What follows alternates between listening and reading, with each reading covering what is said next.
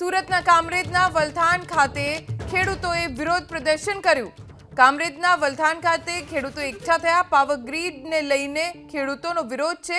Power grid વીજ line નાખવા મુદ્દે ખેડૂતોએ પોતાનો રોષ પ્રગટ કર્યો। 5 તાલુકાના અસરગ્રસ્ત ખેડૂતો જેઓ જિલ્લા કલેક્ટરની કચેરીએ પહોંચ્યા અને તેમણે વિરોધ પ્રદર્શન કર્યું। જમીન સંપાદન કાયદા હેઠળ વીજ લાઈન નાખવા માટે ખેડૂતો માંગ કરી રહ્યા છે। કામરેજના વલથાણમાં ખેડૂતો જમીન સંપાદન નિયમ મુજબ થાય તેને લઈને માંગ કરી રહ્યા છે।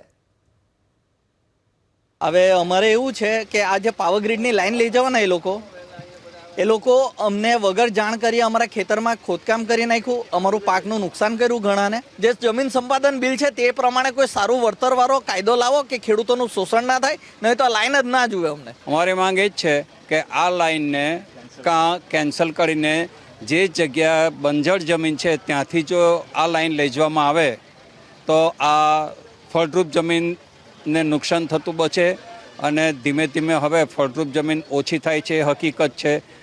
રેસિડેન્સી એરિયા વધતો જાય છે અને આ સારો પાક આપતી જમીન છે તો એમાં ખેતી ચાલુ રહે। ખેડૂતો મોટી સંખ્યામાં ભેગા થયા છે અને આક્રોશ સાથે કલેક્ટરને કહેવાના છે કે પહેલાં તો અમારે આ લાઈન મંજૂર જ નથી।